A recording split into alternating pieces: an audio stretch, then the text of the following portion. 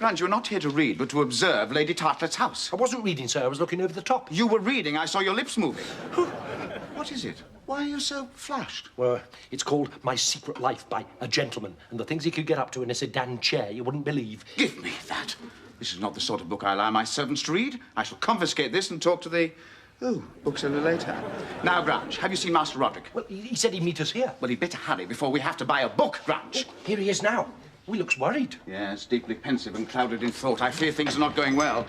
What is it, Roderick? Why this abstract gaze? You haven't seen My Secret Life by a Gentleman, have you? I'm sure I left it here yesterday. I just got to the bit where they were in the sedan chair. Never mind about that.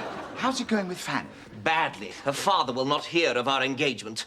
She is to marry someone of his choosing, the son of a brewer with 50,000 a year and as much ale as he can drink. Then you must elope. Elope? I can't even get a foot on the stair, Father. That aunt of hers watches her like a cat. She's never alone. Then we must wait until nightfall. But her aunt occupies the adjoining chamber and she's a light sleeper. And Lord Tartlett is confined to the ground floor with gout, dropsy and the windy spasms. He never rests. You don't, not with the windy spasms. Then I must create a diversion. How so? I shall seduce Lady Tartlett. What is the matter? Have I said something amusing? She's a lusty woman with an invalid husband. I can see no problem. Father, she is a lady of refinement and breeding, not a scullery maid. Roderick, you're forgetting that in my youth I was renowned for my lightning conquests. I once seduced Lady Dalrymple between the cheese and the nuts. And I have lost none of my amatory skills. But Father, she's a cultivated woman. She has surrounded herself with the choicest spirits of the age. Philosophers, poets, men of letters. I see. And which one's getting his leg over, Roderick? Well, they say Chesterfield's in with a shout, but they all have to be careful. Lord Tartlett has a short way with rivals. He has them beaten by ruffians, put into a sack and thrown from Tower Bridge. Don't worry. I shall charm them both. But, Father... excuse me. A moment.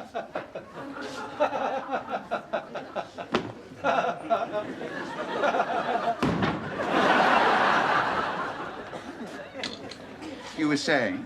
Father, your charm will be of no avail. She has sworn never to receive you. Your name is an anathema to her. Then I shall appear to her incognito, and you shall introduce us as soon as possible. What about now? For see, she is browsing amongst the books.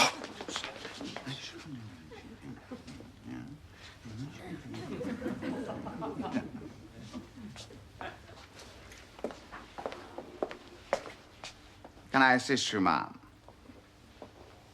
I was looking for the Vicar of Wakefield. I don't think he's been in this morning. I was referring to the book, sir. You must forgive my levity. I can never resist the opportunity for a jest. I hope I didn't offend. No, but I'm not used to being spoken to by strangers. Then I shall amend that straight away. My name is Longstock. Now let us improve upon this happy chance. For life is short, but death is worse. The grave is silent. Do worms converse? A poem, sir. Something of my own. A fragment, no more. But you have aroused the muse in me, ma'am. Seeing you for the first time was like seeing Aphrodite arising from the foam. Sir, you go too far. Lady Tartlett, Roderick. is this gentleman annoying you? Well, no. Good heavens. Is it? It can't be. It is. Do I have the honor of addressing Longstock the poet? The same, sir. This is a great pleasure. I have much admired your ode, Reflections on the Death of a Kitten Crushed by the Bristol Stage. I found it most moving. You are too kind, sir. You are a poet? I'm a man of many parts. Poet, philosopher, man of letters. I don't recall the name of Longstock, nor have I seen any of your books. Excuse me. Mr. Longstock, isn't it? Sir? I wonder if you'd inscribe something inside the flyleaf. To Nathaniel Grunge. with an appropriate sentiment. I've long admired your work, sir. By all means. Oh, I can't believe it. Pray, may I stand here for a moment and listen to the gems of your conversation? I'm afraid not. My conversations are private. Then perhaps I may renew our acquaintance later. You may. Longstock, after all these years. Oh, happy day.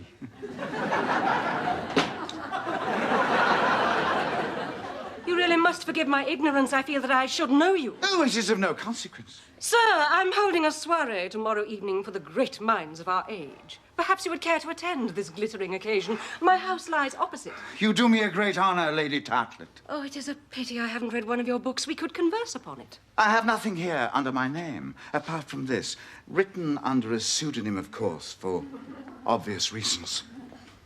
My secret life? But I understand this to be pornographic. Pornography turned into high art, ma'am. Pre-read it. I think you'll find the scene in the sedan chair particularly riveting. Your servant, ma'am.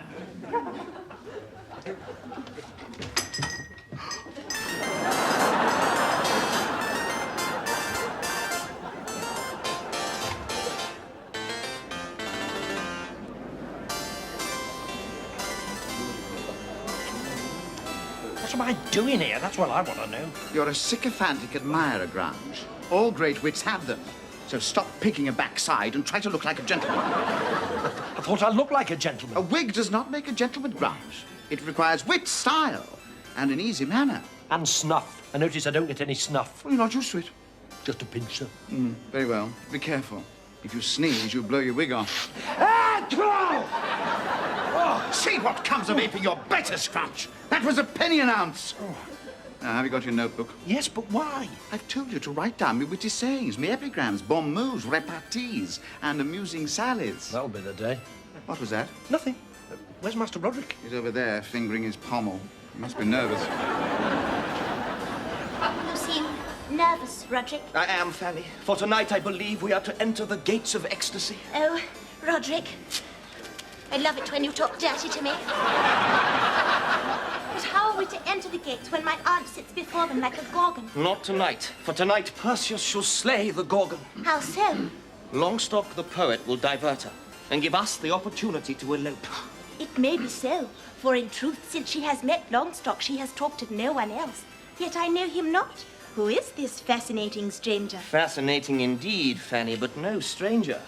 You will know him, but you must dissemble. Oh, it is a stratagem. Exactly. Ah, Roderick. Where is Longstock? I must confess I'm eager to renew our acquaintance. I found his book most stimulating. I'd like to introduce him to our circle. Then your wish is granted, Lady Tartlett, for see, he comes. Your servant, ma'am. Longstock, I'd like to introduce my niece, Fanny Fowlaker. Charmed. But I know this man. It is my lover's father. His name is Haggard. How can it be that he now calls himself Longstock? It is a diversion, and the colour has left my cheeks. I must dissemble. No one shall know my secret. I'm delighted to make your acquaintance. Longstock, I'd like you to meet my Lord Chesterfield. He could be of great help to you. Lord Chesterfield, Longstock, the poet. A poet, you say? I've scribbled a few lines that are not without merit. I don't think I've heard of you, Longstock. Really, you surprise me. My ode to an expiring chaffinch has been much admired. Then perhaps you would oblige us with a stanza. I'm sure we'd all be most interested. Then I suggest you buy the book, sir, for no man but a blockhead ever wrote, except for money. Very good. I'm sure I've heard that before. I am often quoted. Am I to presume that you are looking for a patron? Indeed not. For what is a patron but a wretch who supports with insolence and is paid by flattery? Brilliant. Didn't Dr. Johnson say that? Not yet, my lord, but he will. Oh, you must not tease Lord Chesterfield so, Longstock. It's of no consequence, ma'am. A fly may sting a noble horse, but in the end, the fly is still an insect, whilst the horse is still noble. Nice one, Chesterfield. See, Lord Chesterfield's a great wit, Longstock. Yes, I've always considered him to be a lord amongst wits. Now I find him merely a wit amongst lords. Clever. You mock me, sir? I'm afraid I can't take seriously a man who was named after a sofa. You have the manners of a dancing master, sir. On the contrary, the proof of my good manners is my ability to put up with your bad ones, sir. Oh, bah. Oh, that was brilliant, Longstock. Oh, that was nothing. Sir, you've sat upon Lord Tartlett. Oh, my deepest apologies. I fear I may have injured your father's foot. Oh, not my father. My husband. You must have suffered a great deal, sir. I suffer from gout, that is all, sir. His lordship is rather sensitive upon the matter. Then he should be bled twice a day and fed with lentils and kept off this accursed stuff. Otherwise, your wife will continue to look 20 years younger. Lady Tartlett is my second wife, sir. I'm afraid his lordship's first marriage was not a happy one. I see. Well, to be married once could be considered a mistake, but to be married twice, well, that must be a triumph of hope over experience. What? I see you're a terrible cynic, Longstock. Come, let us take a turn on the terrace and we can discuss your book. Delighted.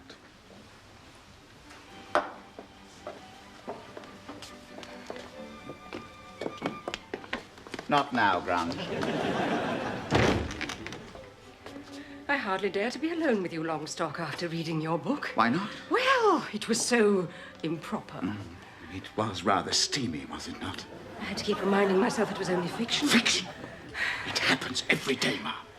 But the incident in the sedan chair between the Countess and Walter, even if it was physically possible, would she have yielded to someone who'd merely approached to inquire the way to Blackheath? You're forgetting that the Countess was Italian and had worked previously in a circus as a contortionist. It was perfectly believable, Ma. I suppose you're going to tell me that Walter's believable, too. I see him in the mirror every morning. What? Then I'm in danger. No, I'm the one who's in danger. For my creation lives. The Countess stands before me. What? Would you seduce me, sir? How dare you suggest such a thing? How dare you call me a seducer when you stand there with such ravishing beauty? Your hair that would bind me with silken threads, your teeth as white as a coral reef that ensnares the unwary sailor, and those smooth peaks that tempt the climber to ever-reaching heights. How dare you accuse me? Stay, sir. You go too far. You're right. I was overheating. My husband is a jealous man. I am watched day and night. I'm never alone. There are eyes everywhere. Fear not. Love will find a way. Oh, I could die for you, ma'am. I shall come to your chamber tomorrow at midnight. In the meanwhile, let me kiss those ruby-red lips. A foretaste of the feast to come. No. Please, let me No. just...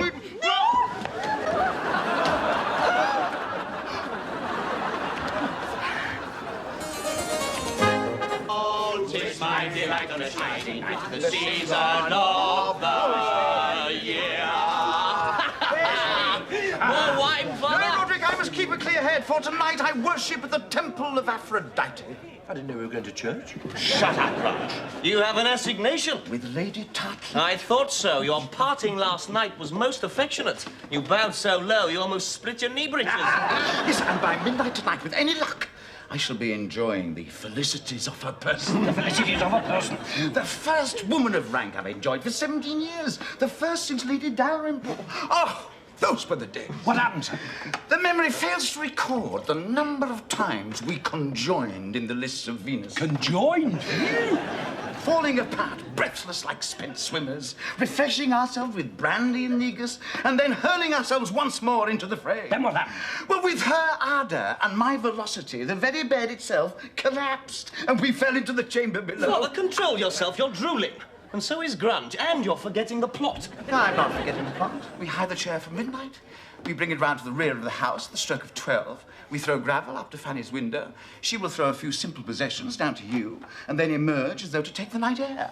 She'll be simple. There could be much danger. Then make sure that Grunge has sword and pistol to cover your retreat. Wait a minute, who's going to cover my retreat? I shall. You mean you'll be covering Lady Tartlett? How dare you speak of her in that way?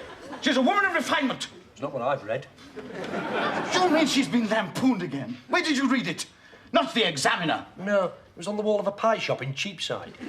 It said, all lusty lads who wish for a good time should repair to the chambers of Lady Tartlett in Belgrave Square, where they will find their every want supplied. How dare you! How dare you slander the finest woman who ever drew on stays? I give you Lady Tartlett, whose beauty is only exceeded by her generosity. I give you my muse, my inspiration, Lady Tartlett, the thinking man's crumpet. Lady Tartlett and Lord Tartlett, the most perfect of hosts, who has proved equally generous. And Lord Tartlett, the dreamy old dotard. Lord Tartlett! Father, will he not wake? No, for the same reason that Lord Dalrymple did not wake. Laudanum. One drink of this, and he won't know whether it's Easter or Christmas. Now come, let us away, for there is much to do. When I was bound apprentice in famous Lincolnshire.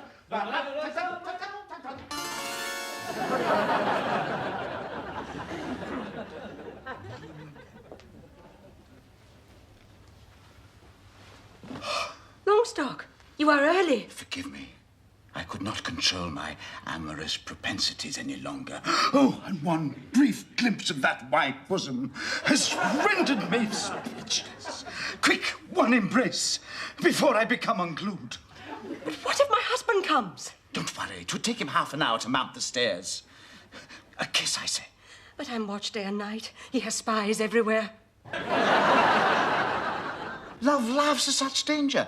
After all, what could he do to me? Where is your husband now? He's at cards. Then we are alone. Yes. A moment.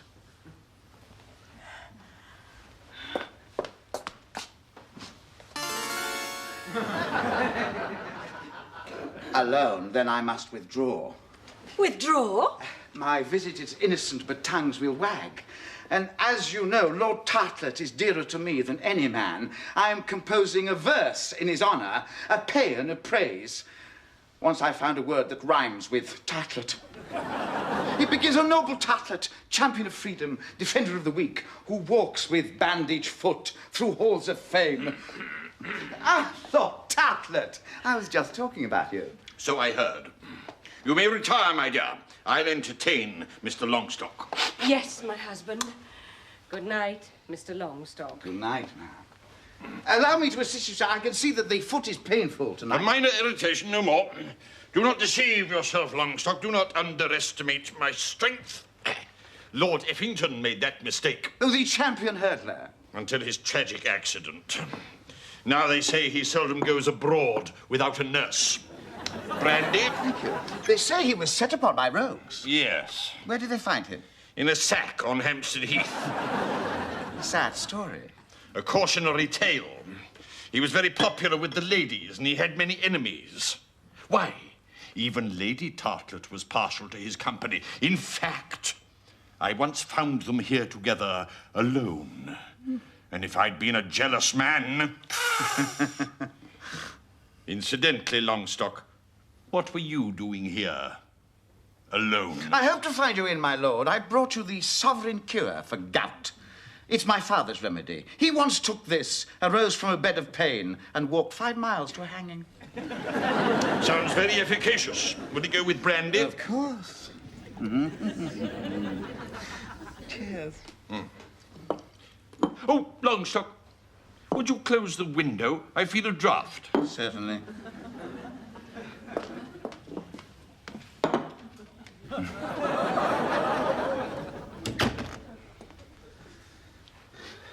Your good health, Longstock. Zoons! Oh, what? The picture. The eyes appear to be following me around the room. They say that's the sign of a good picture, when the eyes follow you. Of course. Your health. Yeah. Oh, Longstock, will you get me a cushion? Certainly.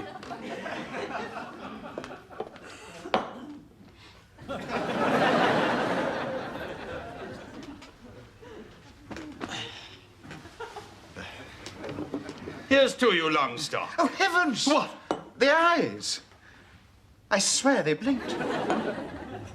They say that's the sign of a good picture, when the eyes appear to blink. Your health, sir. And yours. Haggard. Haggard. You must be mistaken. No, I heard it at the Mitre Tavern, that your name's not Longstock, but Haggard, that you intend to seduce my wife and make off with my niece Fanny. The very idea. I hope you refuted the rumour. I didn't. You're a blackguard, Haggard. You know what I'm going to do? I'm going to call the servants. Have you put into a sack and thrown into the Thames. Too late, my lord. You'll never reach the bell rope. What? Feeling drowsy, Tartlett? The limbs becoming leaden? No. They will. In a moment, you'll fall into a deep coma, and I'll be gone like a phantom will-o'-the-wisp. You're not the first man who have thought that he had a Haggard in his power, only to find that he'd fallen through your fingers like a wraith. Too late, Tartlett, too late. Your speech is getting sluggish, Haggard. That is the effect of the drug. Soon you'll find that everything appears to be happening in, slow motion. And now I must bid you good night. Sleep well, sweet prince. Do not attempt to have me followed, for I am fleeter than Mercury.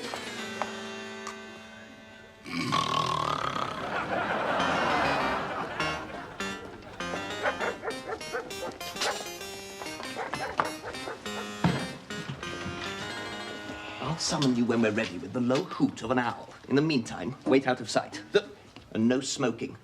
If all goes well, there'll be another penny in it when the job's done. Can they be trusted? No, but they can be bought.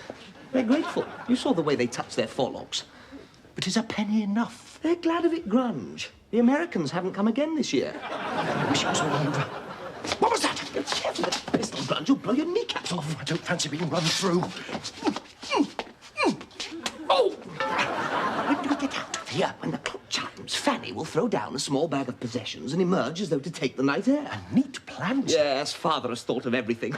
I just hope he doesn't get distracted. You know what he's like with the petticoats. He won't know what day it is, never mind the hour. And he was definitely drooling tonight.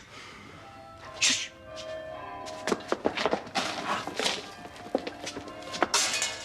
Oh!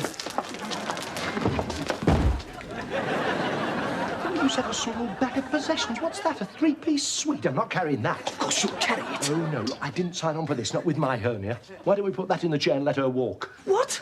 My peerless beauty walk the streets, you'll do as you're told, Grunge. It's probably her trousseau. I don't care. I don't call that a small bag of possessions. What was that? Trousseau? I think she's got the bridesmaid in there as well. It must be Fanny. She must have misunderstood the plan. And you take her, you dolt. Oh, you mean she dropped out of the window and her simple possessions are coming through the door? Is it likely, sir? You're right. Then who is it? Roderick, Father! tell Grant if he kicks me once more, I'll have him emasculated with a blunt cutlass. Now get down. What happened? I was drugged. What about Fanny? Never mind about Fanny. We've got to get out of here. Why? Why? Because the river's the next stop. Now, quick, assist me. Assist me. No, what's wrong? Who's out there? Who's out there? I'm out of the road. Wait a minute, what's this chair doing here? Who is with it? Excuse me, is this Belgrave Gardens? No, madam, it's Belgrave Square. Oh, what a stupid mistake. Chairman, let us away. After the dogs!